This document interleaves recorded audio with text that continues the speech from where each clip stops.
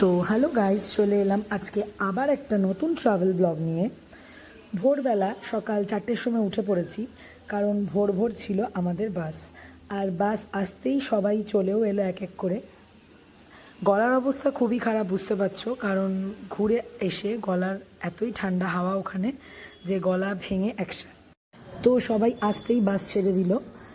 সকাল ওই 6:30 নাগাদ আমরা বেরিয়ে পড়লাম সুন্দরবন যাওয়ার উদ্দেশ্যে। তো বাসের মধ্যে যেতে যেতে ভিডিও করছিলাম আর কোথায় যাবি একটু গল্প গুজব গান আড্ডা তো চলছিলই। 3.5 ঘন্টা লাগলো প্রায় ক্যানিং পৌঁছতে। ক্যানিংয়ে গিয়ে সেখান থেকে আমরা একটা লঞ্চ করে দেন আমরা স্পটের দিকে যাব। দিনটা ছিল মঙ্গলবার, 24 ডিসেম্বর। আমরা রওনা দিয়েছিলাম সুন্দরবনের উদ্দেশ্যে। আর রাস্তায় যেতে যেতে এই একটা বড় খুব সুন্দর নদী পড়েছিল। আমরা প্রায় কাছাকাছি চলেই এসেছি ক্যানিংয়ে, আর একটুখানি গেলেই আমরা পৌঁছে যাব ক্যানিংয়ে। রাস্তায় যেতে যেতে এই প্রকৃতি, যেটা আমাদের কলকাতার মধ্যে একদম দেখতে পাওয়া যায় না, তো সেগুলো ছবি তুলতে আসছিলাম।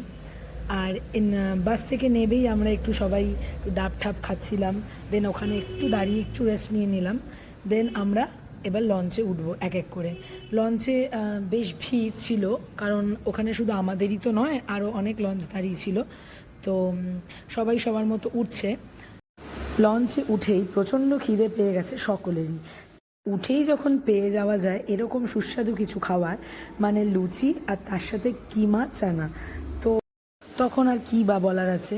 তাই সবাই টিফিন খেয়ে দেন একটু ছবি তুলে তারপরে আমরা আবার একটি স্পট এসে গেছিলো, মানে হ্যামিল্টন সাহেবের বাংলো।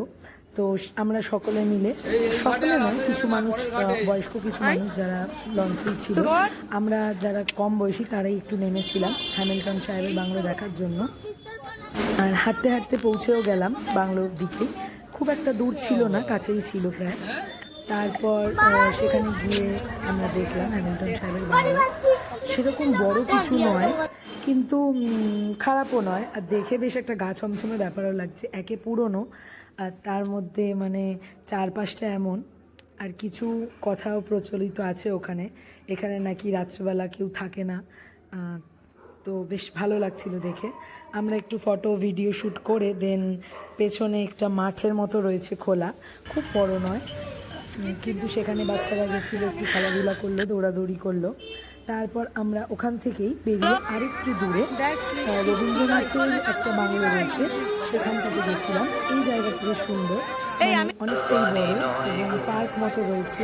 খুব সুন্দর রবীন্দ্রনাথ ঠাকুরের গান চলছে। আমরা ভিতরে যেখানে মেন বাংলাটা রয়েছে বেশ সেখানে গেলাম। দরজাগুলো বন্ধ ছিল, খোলা ছিল না, তালা দেওয়া ছিল। আমি একটু ফাঁক করে অবশ্য দেখার চেষ্টা করেছিলাম, কিন্তু ভেতর কিছুই নেই, ফাঁকা।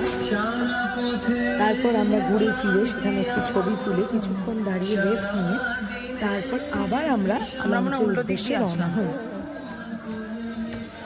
এখানে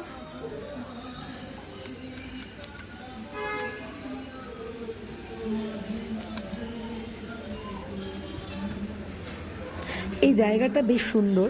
তার কারণ হচ্ছে এই জায়গাটা, আগের জায়গাটা মানে যে হ্যামিল্টন সাহেবের বাংলো, সেখান থেকে বেশ আয়তনে অনেকটা বড় আর খুব সুন্দরভাবে সাজানোও রয়েছে। তারপর আমরা আবার লঞ্চে উঠে দেন দুপুরের লাঞ্চ সেরে তারপর বসে চারপাশটা দেখছিলাম। বাঘের দেখা তো আমরা এবার পেলাম না, আমাদের ব্যাড লাক, কিন্তু কুমির, ছোট ছোট কুমির দেখেছি। এখানে বাচ্চারা গল্প করছে দুপুরবেলা লাঞ্চের পরে, আর রোদ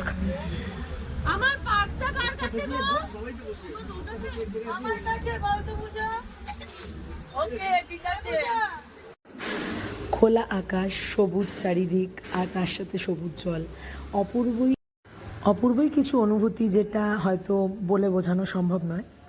আর সুন্দরবন প্রায় আমাদের সকলেরই এই প্রথমবার, তো খুব সুন্দর লাগছিল, শুধু জল আর জল। আর এরপর আরও একটা স্পট, সুন্দরবন ইকো কনজারভেশন স্পটটার জায়গাটার নাম। আর সেখানে একটি বড় ওয়াচ টাওয়ার আছে, যেখান থেকে সুন্দরবনের কিছুটা অংশ খুব সুন্দরভাবে দেখা যায়। আমরা সকলেই উঠেছিলাম ওখানে, এবং সেখানে হঠাৎ করে ওঠার পরই দুটো হরিণের দেখা আর যে ছবিটা স্পষ্ট আসেনি।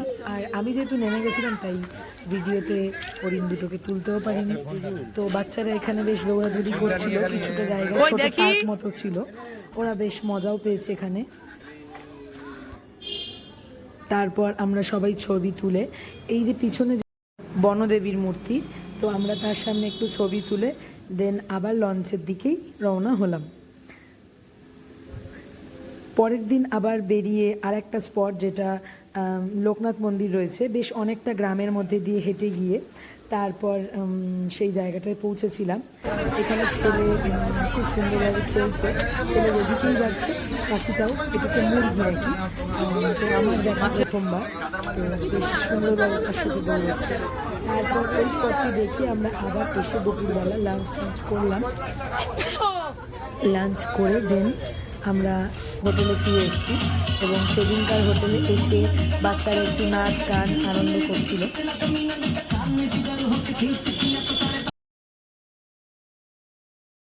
ক্রিসমাস নাইট বলে কথা, তাই বাচ্চারা একটু মজা তো করবেই।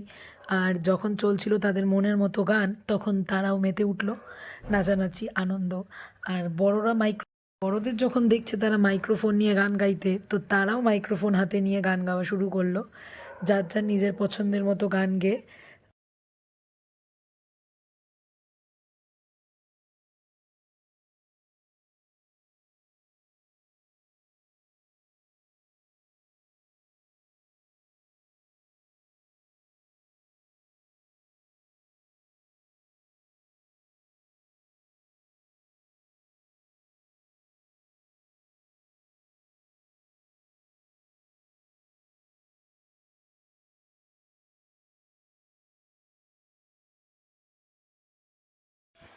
দেন সারা সন্ধ্যেটাকে এইভাবে হই হুল্লোড়ের মধ্যে কাটানোর পরে আমরা তারপরে ডিনার সেরে যে যার মতো হোটেলে শুয়ে পড়লাম, কারণ পরের দিনই আমাদের আবার কলকাতার পথে রওনা দিতে হবে। আর সারা দিনের জার্নি, তো একটু রেস্ট তো ভালোভাবে নিতেই হবে। পরের দিন তাই সকালবেলা আবার চা টা খেয়ে আমরা রেডি হওয়ার পালা এবং হোটেল ছেড়ে দেওয়ার পালা।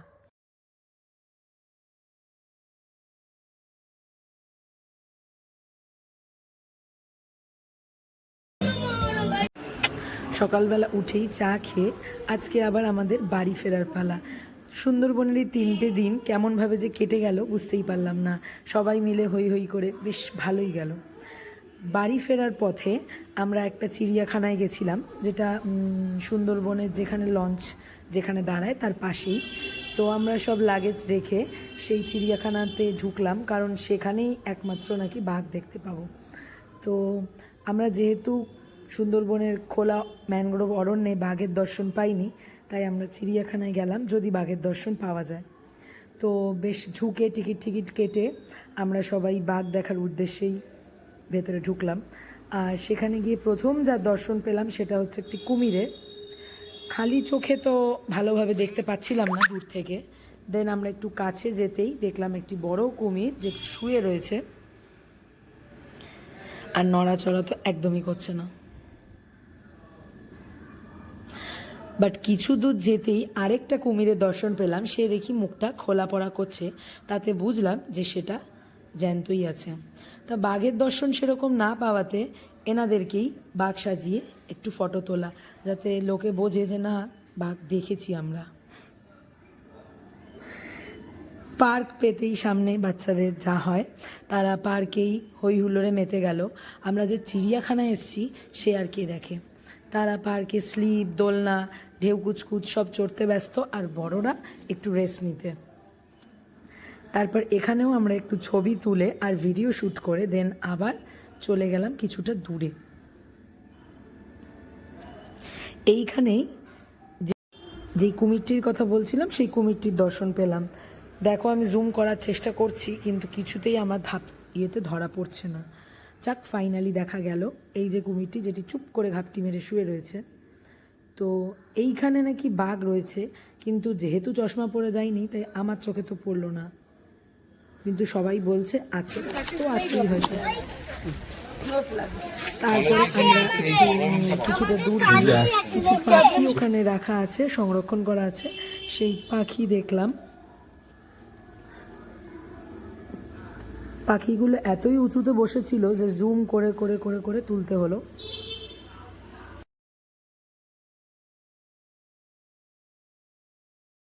দেন চিড়িয়াখানা ঘুরে টুরে আমরা বেশ অনেকক্ষণই টাইম লাগলো, তারপর আবার লঞ্চে এসে এবার বাড়ি ফেরার পালা।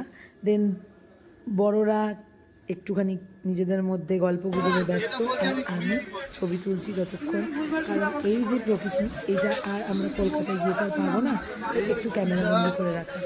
এই ছবিগুলো টোটাল একটা তৈরি করে আমাদের অফিস করে। দেন সবাই সবার মতো ফটোশ্যুট সেরে তারপরে এবার দুপুরের লাঞ্চ করা হলো। দেন লাঞ্চ করে আমরা আবার সবার মতো একটু রেস্ট নিচ্ছি, গল্প করছি। আর এই যে লঞ্চটি যখন ছেড়ে সুন্দরবন ছেড়ে কলকাতার দিকে যাওয়ার পথে বেশ।